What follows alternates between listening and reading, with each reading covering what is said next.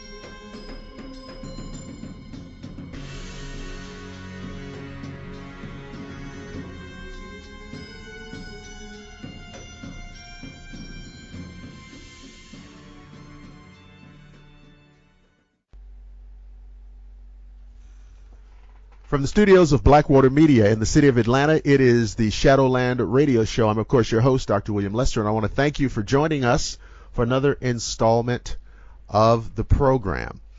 Now, I like to start off every show by thanking the people who have come on board as new listeners, particularly on YouTube. And, of course, if you go to YouTube, you can just type in Blackwater Media or Shadowland Radio Show, and you can see all of the archived episodes that go back to at least June of 2014.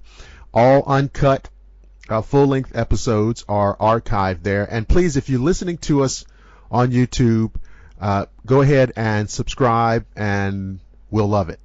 You can also listen to the program on Google+. You can listen to the program on Facebook. The program has its own Facebook page. Again, you go to the search engine on Facebook and just type in Shadowland Radio Show, and you're right there. And if all else fails, you can go to our homepage, which is shadowlandradioshow.com. Click on the Episodes tab, and there you are. Every episode we've ever done, archived there in chronological order. You scroll up and down, read about the guests, and trust me when I tell you, we talk about everything.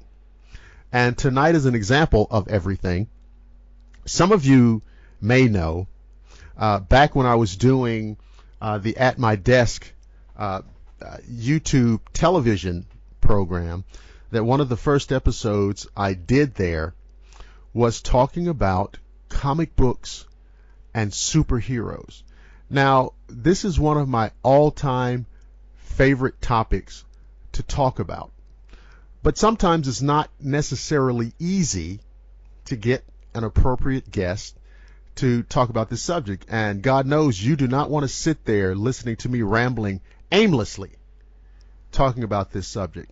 But we've accomplished that task tonight in terms of having a suitable guest for this topic. It's a young lady named Rachel Rutherford, and I'm going to tell you a little bit about her. Then I'm going to bring her on, and I'll let her fill in the gaps. She has been involved in the cosplayer and costume designing scene for about 3 years, and she spent a lot of time at these conventions, these cons, Comic Con, and here in town, here in Atlanta, we have, of course, Dragon Con, which has been going on for decades now. And she started off costume creation for Halloween. And she has been a number of characters. She designs these costumes: Lady Loki, Black Canary, Deathstroke, Emma Frost, Zatanna, which are some very cool characters. And so let's bring her on so we can get this started. Rachel Rutherford, thank you for joining us on the Shadowland Radio Show.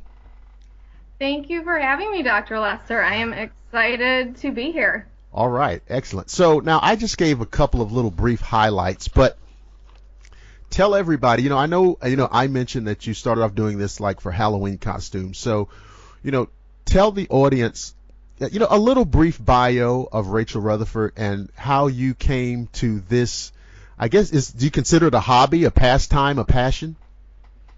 Yeah, I consider it a hobby. I normally say hobby. Mm-hmm. Yeah, I started designing Halloween costumes actually about 5 or 6 years ago. Mm-hmm. I got tired of the boring store costumes that fall apart after one time of wear, Right. and you go to a party and 6 other girls have the same costume as you. So, my first costume, I had assistance from a local dressmaker, Mm-hmm. and it was a character called Illyria. She is like a demon queen. Whoa. From the TV show Angel, which is the Buffy spinoff. I'm Right. a huge Buffy fan. And the reaction I got from everyone was so amazing. I loved my costume. And from then on, I decided, you know what, every year I'm going to start in June and I'm going to come up with this awesome Halloween costume. And I did it for about 3 years and was disappointed because I only get to wear them once a year. Mm-hmm. And I've always, since I was probably 10, I've been into the sci-fi fantasy world. I started with Star Wars and Lord of the Rings and eventually got into Buffy and Doctor Who and a lot of the pop culture stuff that's out there.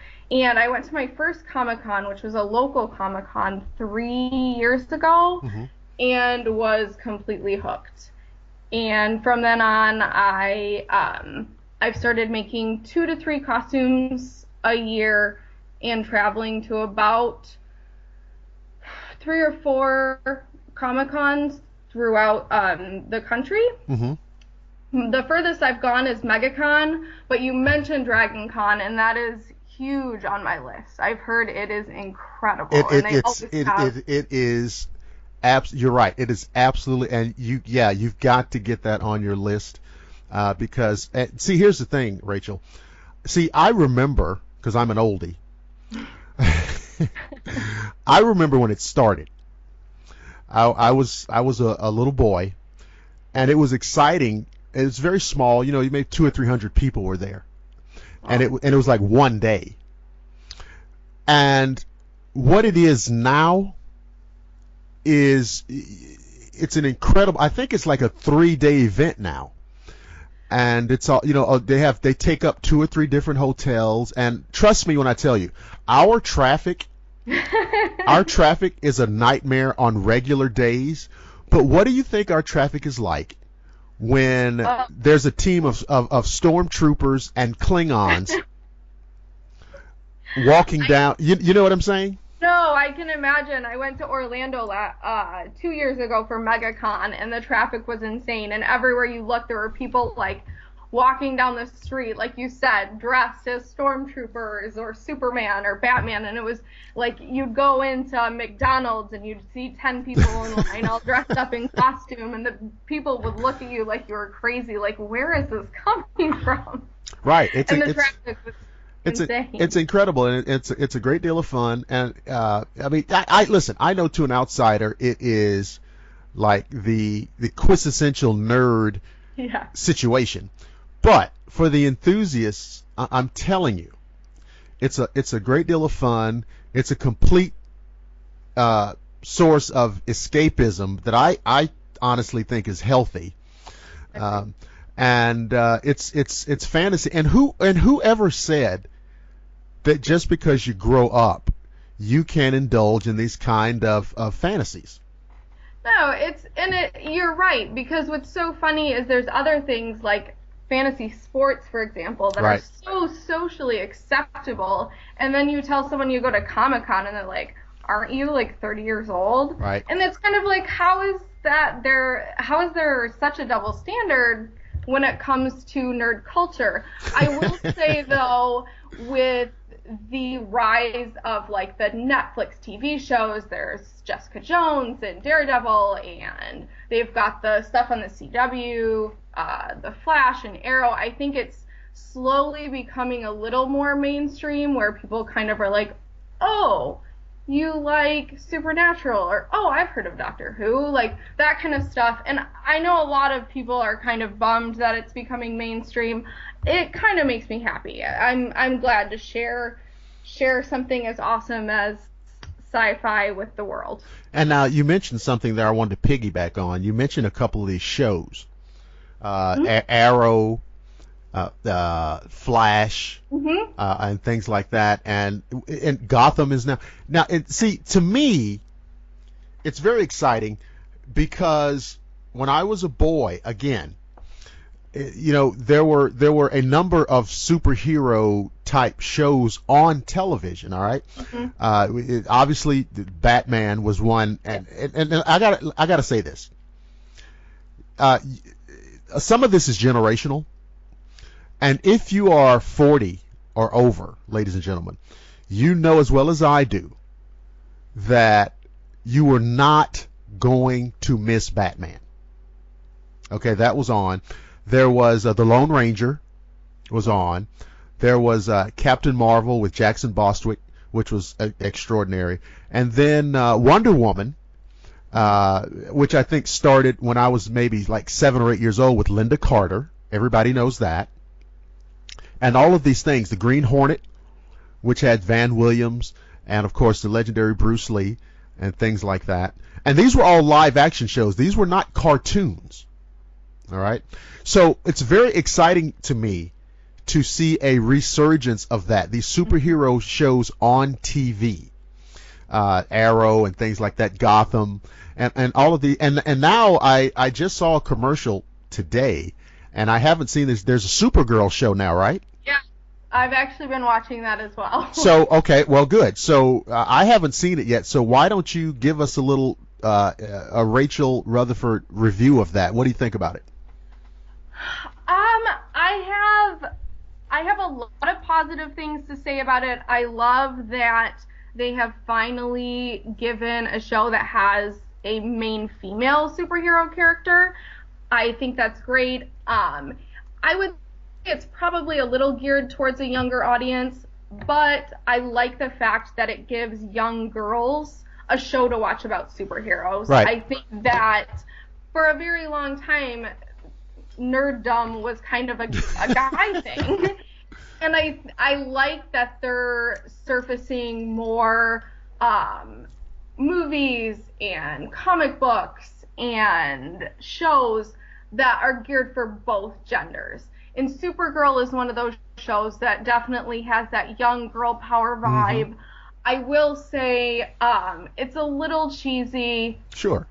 And the actress could have been better. I watched her in Glee, and I wasn't. Oh, she was in Glee? Okay. She was, and I wasn't a huge fan of her acting then, and I had hopes that it would get better. I'm a little disappointed with the casting because I think it could be really great. I'm hoping maybe it's only 3 or 4 episodes in, so I'm hoping it will grow because I like the Superman story. I like the Supergirl story. Yes. Yeah. And I think it's interesting. She's and see, of course, people who know are going to say yeah. People who don't know are going to go, what are you guys talking about? But yeah, Supergirl is, in the DC universe, she is, to me, a major character. Yeah. And so, of course, she is Superman's cousin, right? Basically. And so she wears the crest, the family seal on her uniform. I think it's now if I make a mistake here, I'll get 400 emails. So I think it's what they call the House of L, which is their family name and their family crest. And so what's interesting is, now here's a real nerd thing. This is really nerdy, folks, so hang on. Everybody on Earth thinks that symbol is an S. Yes. But it's not. It is their family crest. And it's that's actually brought up right in the past. Okay, good. It's the house of L, which is their family name. His name is Kal-El, and her name is Kara Zor-El, and so on. So that's a little nerdy tidbit for you people. And so, yeah, it's good to see. And like you said, and she is the character. She is a young. I don't know how old she's supposed to be as a character, but she looks like a teenage girl, maybe a young adult. Yeah, she works a full-time job. So okay. She's an adult. She's a young lady. Yeah, she's probably 22, okay. I would guess. It hasn't said her age, but my guess would be 22. She's young. Okay. So she would appeal to girls 15, 16, 17 years old maybe. Right? Absolutely. Okay.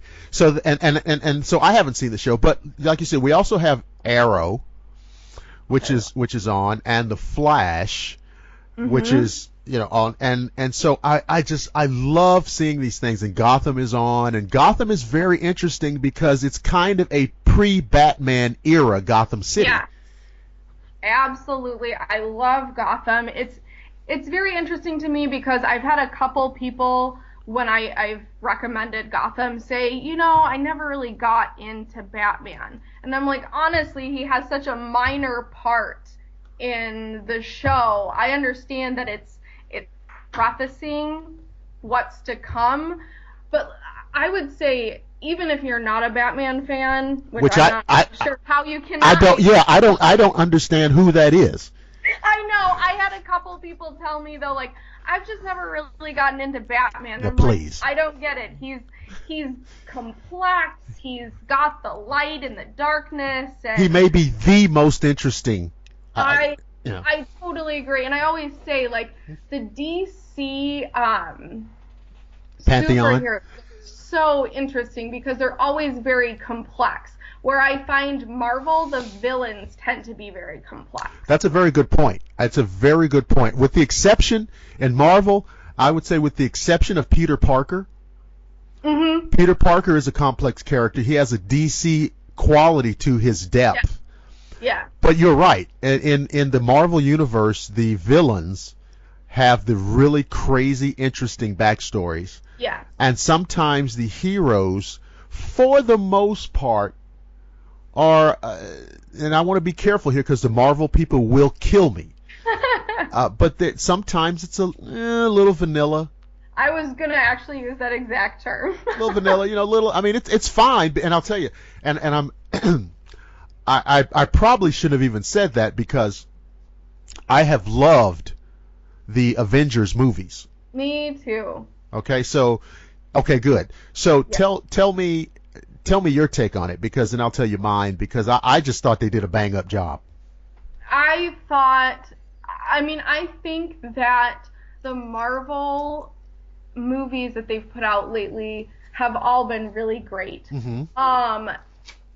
The past Avengers was not my favorite. The Age of Ultron was not my favorite. I enjoyed it. I'll be honest, I love Loki. As you can see, like, I cosplayed Loki, so I felt like this one was lacking a villain that was complex.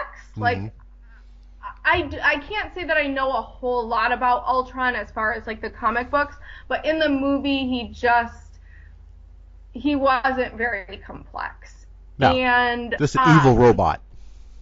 Yes, exactly.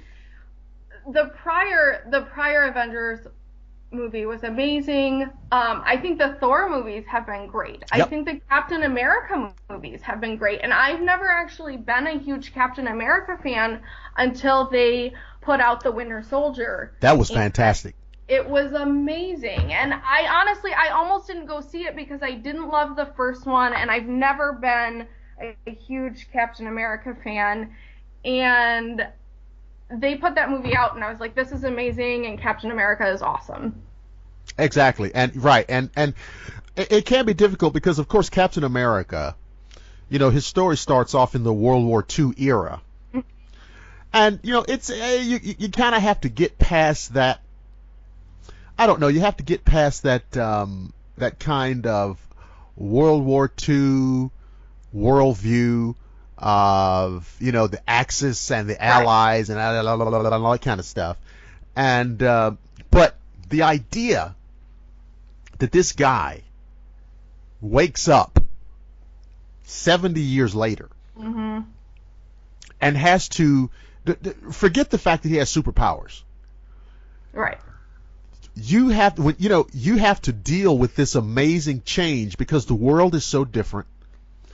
It's not the world that you remember, but at the same time, the world still needs a Captain America.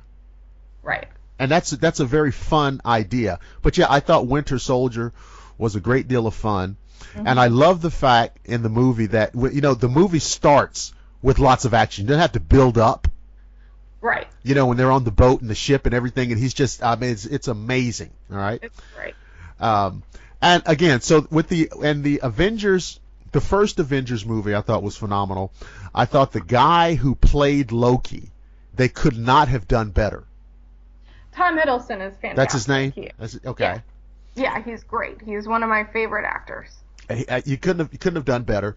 And ever since I was a kid, when I look at these shows and I look at these movies, I always judge it by, is this guy how I envision the character? And this guy who plays Loki, this is how I see Loki. Yeah. And it's like that with most of the casting. Robert Downey Jr. Yeah. I totally buy that he's Tony Stark. Yeah. Okay. Absolutely. And that's what that's why I like these films. So it's just so much fun. Now, I know that I've seen some of your photos and some of your various costumes. Now I have to. Now this is not a put you on the spot question, but I mean, right? And so you're like, oh my God, what's he gonna say? Do you have a favorite character that's just absolutely hands down your favorite, or can you have three favorites, or what? Honestly, Loki is my favorite character. Oh, okay. He is. He was my first cosplay that I really, really put a ton of work on and spent 6 months on that costume because I wanted to do him a bit of justice, and Sure. He is definitely my favorite comic book character. Okay. I have a lot of favorite various characters from other universes, but okay. Well, tell us. I mean, okay, so Loki's your favorite, but give us your little list of who you really like. As I said earlier, I am a huge Buffy the Vampire Slayer fan. Right. I have a Buffy tattoo. Buffy, I think it's so crazy because Joss Whedon, obviously he did Avengers as well. He's amazing. And Buffy was a show that I think is applicable at any generation. Like, sure. I watched it. My mom has watched it with me. My little sister, who's 10 years younger, has watched it with me. Mm-hmm. It's just like, I think she's a great complex character, and all of the characters deal with so much like real high school stuff, and right. I think that would be my top recommendation for anyone like looking for a great show. I'm also really into the CW superhero shows. I know that the CW doesn't always put out great stuff, but I think The Flash has been incredible. They couldn't have picked a better Barry Allen, right. If you ask me. Like, I think the seasons have been incredible. I think the character development has been great. Like, it makes me really happy to see. And I'm also a huge Supernatural fan. Okay. Favorite Supernatural character is definitely Castiel. I don't know if you know anything about him. He's an angel on the show, and he's very naive, and I don't know if you've ever watched Supernatural, but it's a hilarious show that deals with ghosts and demons and angels, and it's great. I love it. It's another one of my personal favorites. Well, yeah, I've got a long list of stuff that I think that there's more things that I want to watch than I have time to watch. And no, seriously. And I think, and And so I guess I'll have to kind of put that on the list, and because I know I haven't seen it. Oh, it's great. What did you think about? I think it was a Netflix show's Daredevil. Did you see any of that? Yes, I've seen all of the first season. Can't wait for the second season. Uh-huh. I never watched the Daredevil movie. I heard it was not worth my time. It wasn't. So I never actually watched it. The show is really good. It's interesting because it's very dark. Yep. Which a lot of the stuff that's on TV, the superhero stuff, is a little like, it's fun and it's light and there's good versus evil, but it's still very light. And Daredevil is very dark. Okay. And he is definitely a dark character, and it's definitely more for an adult audience than what like the Flash. Okay, all right. See now, I'm sorry. Go ahead. But I loved it. Okay. Okay. You set this up perfectly. All right. First of all, with regards to the Daredevil movie, which was Ben Affleck, and what was the woman's name who played Elektra? What was it? Garner something? I think it's Jennifer Garner. Jennifer Garner. Okay. I think it's in real life. Okay. Listen, folks. I'm telling you, they're not just bad. They're unwatchable. And what I mean is, when you turn it on, you can't watch it. You can't watch it. You can't get to the remote control quick enough.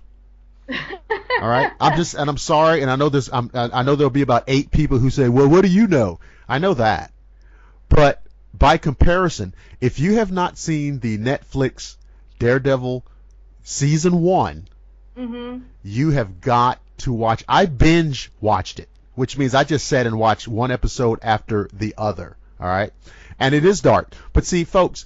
Daredevil has been a dark character since he came out in like 1964. Right. So they didn't just say, well, we're going to make it dark. He's been dark. Hell's Kitchen and all that. He's been dark. The guy who played the Kingpin, D'Onofrio, whatever his name is. Yes. Perfect.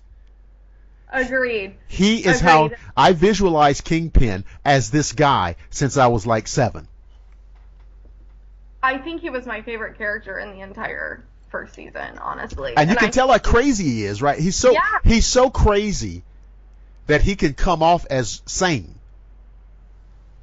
It's so true, because there were a couple times like I kept flip-flopping, like, oh, maybe he's okay, maybe guy, like maybe he's not that bad, and then he would come and do something like just terrible. I'm like, okay, never mind. He's pretty awful. and the thing about the character, I wonder if you noticed this.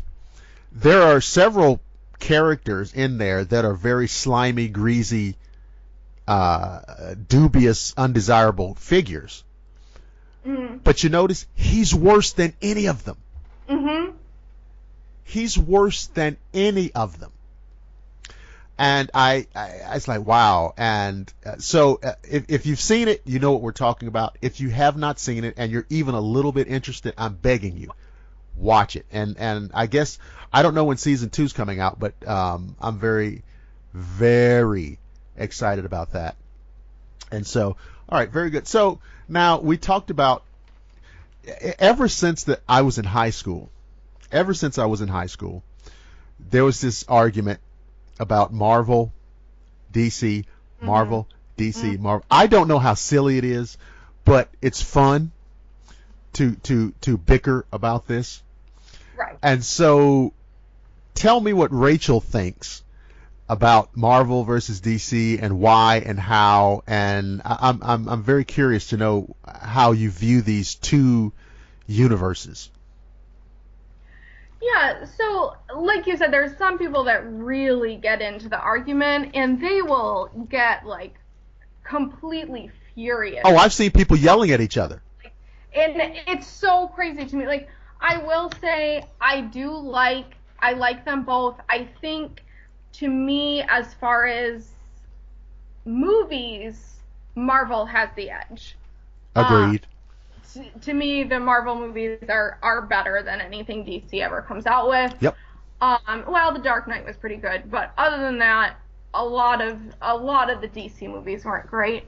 And I think it boils down to, like what I said earlier, the like complexity of the Marvel villains versus the complexity of the DC superheroes. So it's kind of hard for me to choose because I do really see both having really strong points. Yeah. But I think for me, I'm a little bit, character-wise, I'm a little bit more of a Marvel fan because I love the Avengers and I love X-Men. Oh, yeah. Yeah. And why do you think, okay, well, you know, we know about the complexity of the Marvel villains. Mm-hmm. We know about, you know, the complexity of some of the DC villains. I mean, some of the DC heroes like Batman and what have you. But I've had one conversation with, now, you know, you go into one of these comic book stores. Yeah. And you get one of the guys working in there, and they'll tell you, you know, everything you want to know. But what is it with these movies? Why? I have been so disappointed. Like you said, Dark Knight, that was okay. But I got really tired of, what's his name? What's the guy's name? Who was playing Batman for 2 or 3 movies? Christian Bale. Christian Bale, okay. It's not a bad actor, but I got really tired of this talking like this. And I'm like, why is he growling? Yeah. I think that's like this weird, I think he's trying to disguise his voice, and that's like in his mind the only way. Like, dude, nobody thinks that you're Batman, dude. You don't have to. Yeah, it's so funny because, like, I feel like the DC disguises are so bizarre. Like, Clark Kent wears glasses, so nobody knows he's Superman. And in the Supergirl TV show, Kara does the same thing. She takes off her glasses and she's suddenly Supergirl. Somebody totally different. She chats with her boss one-on-one on Supergirl, and her boss does not notice that it's her employee just because she's not wearing glasses. Like, and I think the Batman thing is. Wouldn't that fool you? Wouldn't that fool you, Rachel? No, like, I don't. That's one of the things that I've really never got about some of the DC characters is their disguises. It just makes no sense to me. Like, Batman wears almost a full mask. Like, You don't have to disguise your voice. No one's gonna know it's you. Nobody thinks that Bruce Wayne is Batman. Exactly. Bruce Wayne is, like, for lack of a better term, he's kind of a douche. Like, nobody thinks he's Batman. He's kind of a jerk. Like, they don't think he's out saving the world. And here's what's interesting, though, about you. I'm glad you said that about Bruce Wayne. Because, like, right. Because, like, he's the millionaire playboy. Right? But what's interesting is this. His actual personality is what you see as Batman. That's his real personality. Exactly. His daytime role as Bruce Wayne, he's pretending. Yes. Right? And so it's kind of like a flip, a kind of like a juxtaposition where, you know, he's being this aloof, shallow, indifferent millionaire guy during the day. Because I guess that's what people expect of him. You know, he's this millionaire philanthropist, millionaire industrialist. But what he really is this guy, is this Batman, Clark Kent. Now, you're right about the glasses. I've always thought that was goofy. But here's what I think about that. Clark Kent is a nerd. He's goofy. He's square. He's clumsy. He's not smooth. He's not debonair. He's very, very goofy. This is my theory on that. Remember, and I know you know, I'm kind of telling this to the listeners. Superman is an alien. Right. Okay? I believe that what he's doing as Clark Kent is he's trying to act the way he thinks we are. Could be. I think Clark Kent is how he sees us. Okay?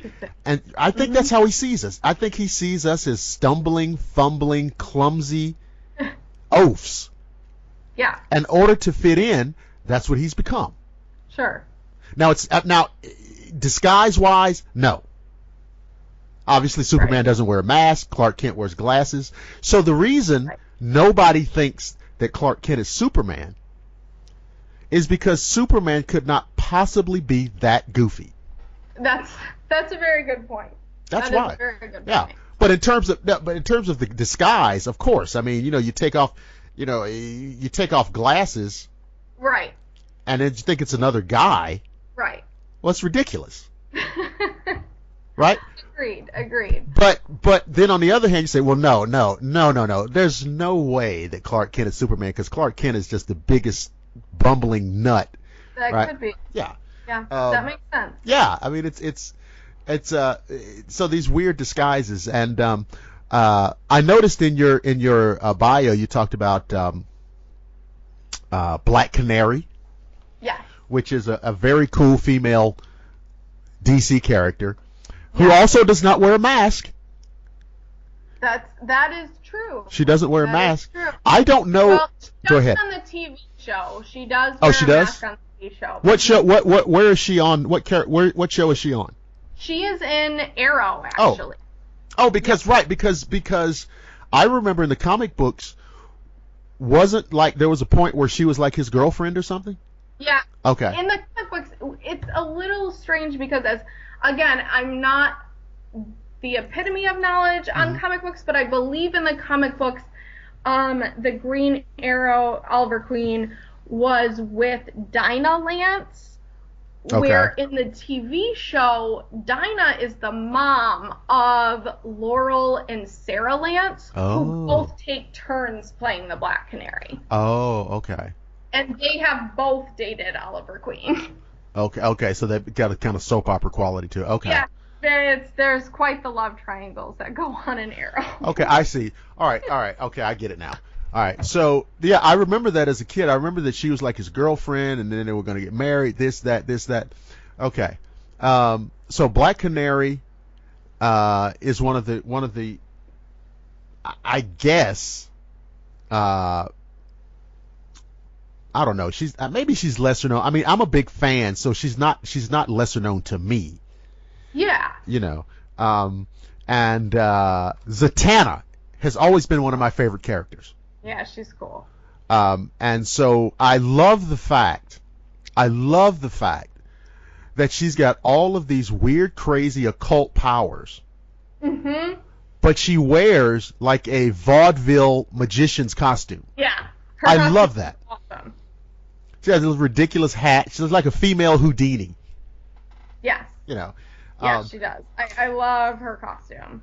So, I wanted to ask you, are you aware of the Justice League animated show? I am aware of it. I have a couple of friends that love it. I have not watched it. Okay, listen, Rachel. Okay, when you can, sit down and watch it. Really? Yes. That good? Yes. And I would, and the people know I do not endorse things. Mm-hmm. I am telling you, sit down and watch it. And here's why. It's great writing. It's not silly.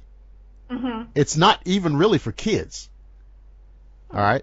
And you get to see so many characters of the DC universe who have never gotten FaceTime on TV. That's cool. Including Zatanna. The Martian Manhunter. Which nobody knows who that is, right? Oh, I'm not familiar. See what I'm saying? He is similar to Superman in that he is the last surviving Martian. Okay. And he comes to Earth because his planet has some other aliens did a genocide on his planet. And he comes to Earth, and he has shape-shifting abilities. He can look like anybody or anything. And when he comes to Earth and he meets the members of the Justice League, and he sees that everybody has these weird costumes, well, he shape-shifts himself into his concept of, well, what would a superhero from Mars look like? And he has green skin and red eyes, and he has a cape, and so he becomes an Earth-based superhero, and he calls himself the Martian Manhunter. And yeah, exactly. And so he is a major figure on this animated series. And Hawk Girl, Yeah. who never gets any FaceTime anywhere. She's about to. Well, are you breaking some news here? No, Hawkgirl has made an appearance on The Flash. Oh. And she is going to be in the new CW spinoff. I think it's Legends of Tomorrow. It's, yeah, Legends of Tomorrow. Okay. So, she is a character in it. Good. Because she doesn't get any FaceTime, and she is, of course, she's an alien too. She's from a planet called Thanagar. And of course they are I don't know what you'd say. I mean they're aviary. They're aviary people. I mean they're people who have wings and can fly. Right. And for some reason I can't remember what her real name is. But anyway, she is featured in this in this animated show. Hawkgirl, the Martian Manhunter, and of course it's Flash, Green Lantern, Superman, and Batman are the major characters. Okay. But I'm telling you, it is totally worth watching. And the villains, there's lots of villains who never get any FaceTime. So yeah, it's totally worth watching. And when you get a chance, I think it's all on Netflix now. I know for sure it's. I've heard it is on Netflix. It's on Netflix. Definitely watch it. I will have to give it a watch. Definitely watch it. I know that. They started out in like 1990. There was Batman the Animated Series, and then there was Superman the Animated Series, and the Justice League series is done by the same production company. So it's very, very good. Now, I didn't ask you about this because since I was a boy, Spider-Man has been one of my favorite characters.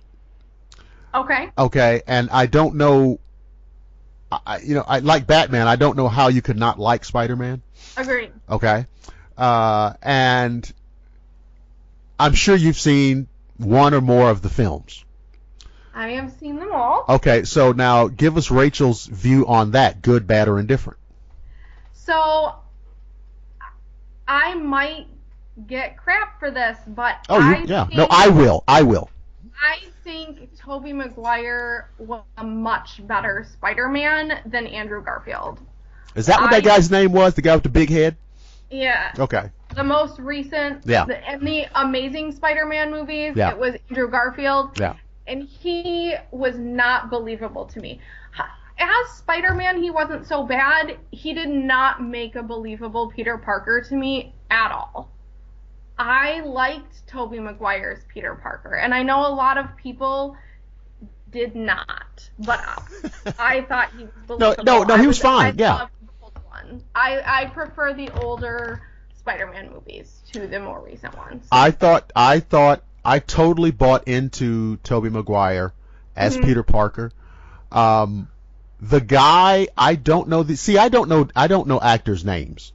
I just say the guy who played but the guy who played J. Jonah Jameson was so spot on in those Tobey Maguire films that it was ridiculous.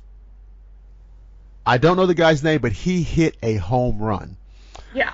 I agree. The Tobey Maguire ones were to me better. The guy who played, I guess it was the second one, the guy who played the Sandman, spot on. Yeah. Spot on.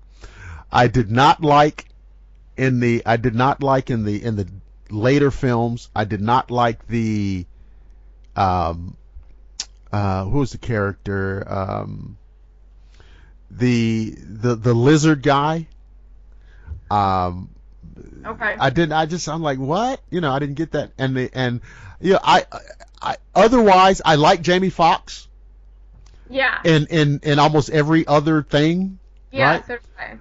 But Electro? Yeah. I mean, I know that you can sell a movie with Jamie Foxx in it. I get that. He's got a lot of name recognition. But yeah. Yeah, I was disappointed by that. I went and saw it on opening night, hoping to really like it. And I'm a really big Emma Stone fan, who plays Gwen Stacy. Right. And I was really excited, and I left the movie and I turned to my dad and brother and was like, that was okay. See, I'm probably too much of a fuddy-duddy. But in that film, Emma Stone, to me, she seemed like she was 12. Yeah, she's a youthful-looking girl. Yeah. But he was fairly youthful-looking as well. Yeah. I just didn't buy that. I just didn't buy that whole thing. I was like, well, they're in there, Oscorp, and Yeah. I just didn't. And so I don't know if there's going to be a reboot of that, but I would really love to see the Spider-Man movie franchise do better. Now, you know what I didn't see though? I did not see. Did you see the more recent Fantastic Four? No, because again, I heard it wasn't worth watching. Oops, I haven't seen it either. Okay. Yeah, so there's some movies that I will go, I always go and see the Spider-Man movies, I always go see X-Men, I always go see Avengers, and then there's some of the lesser known ones that I'm not obsessed with. I've never been a huge Fantastic Four, right. So I waited for it to come out to hear how, I knew some of my friends would go anyways, and I just waited for them to kind of be oh, it was amazing, or oh, it was not great, and everyone was oh, it wasn't good. Huh. So, no, I did not see it. So I'll catch that one when it's on, the Comcast or Netflix. I'll watch it then. But right. No, you're right. I've never been, when I was a kid, there was a Fantastic Four cartoon. Mm-hmm. But I've never really been enamored of the Fantastic Four. Right. Yeah, me. I just, it's okay, we know there's 4 of you, so why do you have uniforms that say 4? Right. And so I'm okay. So yeah, I've never, wow. I wanted to tell you this, a couple of years ago, because like I said, when I was a kid, we were big fans of the Batman TV show. Mm-hmm. Adam West. And all that, just loved it. Well, a few years ago, I was lucky enough to interview Julie Newmar, who played Catwoman on the show. Okay. Now, to me, and this is generational, she's the best Catwoman ever. Okay. She's 6 feet tall, Rachel. That's awesome. She's 6 feet tall. So you can imagine, if you haven't seen her, just Google her. Just Google Julie Newmar as Catwoman. So at 6 feet, you can imagine what she did for the Catwoman costume. Yeah. Okay, I'm sorry. But I interviewed her about being on the show and what have you. And she said to me, without batting an eye, she said that in the whole history of casting somebody as a superhero, that she could not think of a better scenario as when they decided to cast Adam West as Batman. Oh, wow, really? And I found that remarkable because, she's been around Hollywood and Broadway for decades, right? So, she has some experience. Right. And when I thought back on it, I said, you're probably right. I mean, at that time, for what they wanted to do, for what they wanted to accomplish with that show, they're probably right. Mm-hmm. And I don't know how familiar you are with it. I've watched a few episodes. Okay. Not a lot. Right. So you get an idea of what they were, and for you and for the audience who may not know, of course they did the show in what they call camp, what they call campy, which is where they inject humor into the show. Yeah. All right. Well, I read this many years ago. The producer of that show, William Dozier, was, when they were in the production phase, when they were in the pre-production phase of this show, it wasn't they just decided to inject humor in it. Here's what they were trying to do. Mm. They realized that Bruce Wayne had a form of psychosis. He is a psychotic. Mm-hmm. And what they wanted to do with this show was examine one part of his psychosis, which is he actually believes that he is a normal guy. And he's just like everybody else. And if you watch the show, what you will see is the following thing.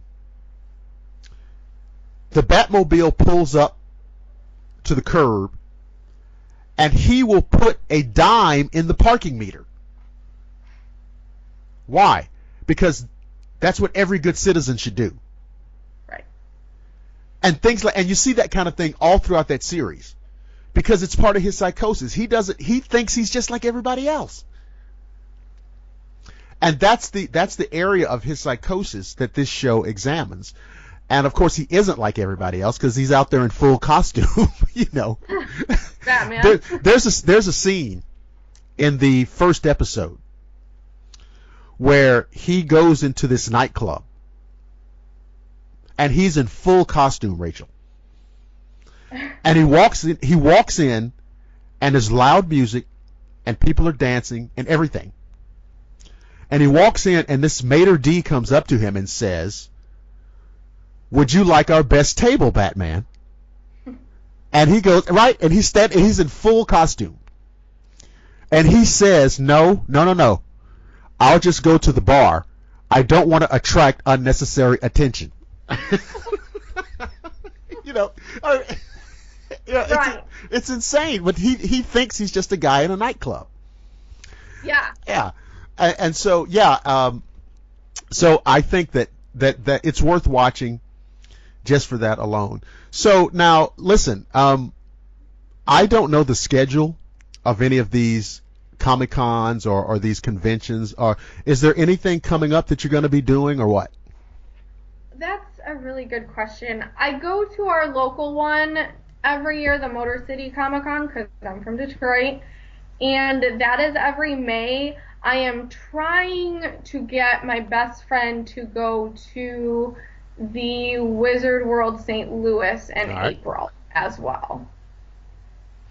And when is that one? That one is in April. Oh, that's in April. Okay, in April. Okay, good. Mm-hmm. Wow. So I still have a lot of costume creation to do. Oh, so okay. So if you do that one in April, do you know who you're going to be, what you're going to do, or do you want to tell?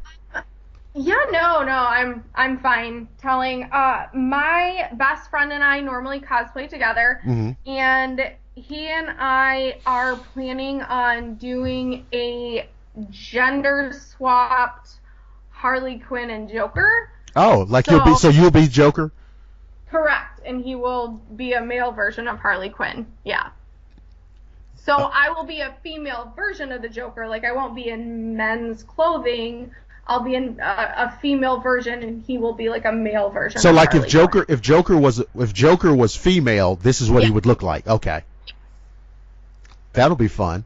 Yeah, I'm very, very excited about that. I've ordered some supplies. I can imagine like a female Joker coming in like purple, like a purple skirt, Yeah. With a little flower. Yeah. I have some ideas. There's an artist that goes by the name of No Flutter, and she gives like a Victorian-esque spin on a lot of superheroes and pop culture characters. And she has a version of the Joker that is female, and it's very Victorian inspired, and like it's a very steampunk. cool. Yeah. Yes, almost steampunk, and it's very cool, and that is what I'm hoping to recreate. A Victorian era female Joker. Yes. I can imagine Scotland Yard would be very alarmed. Yeah, Can you imagine? Wow, so. Listen, ladies and gentlemen, we are, as always is the case when we have a lot of fun, the time flies by, and we've kind of come down to the end of our show, and this is one of those subjects that I love talking about. So, Rachel, let me go ahead. I love to put my favorite guest on the spot on air. So at some point in the future, will you come back on? Yeah, absolutely. Maybe if you do the St. Louis one in April, you can come back on. You can do a review of the convention and how it went as the Joker and Harley Quinn, and we can just kind of continue this. And maybe even between now and then, you get a chance to check out some of that Justice League. I'm telling you, you won't be sorry to check it out. We can talk about that. So, ladies and gentlemen, Rachel Rutherford, cosplay connoisseur extraordinaire, and great and conversant on the subjects of costuming and superheroes and the whole world of fantasy and science fiction characters, has really been a fantastic guest. And I want to remind you guys again, and see, I repeat this a lot, but no matter how many times I say it, I will still get 180 emails. Hey man, how can I find the show?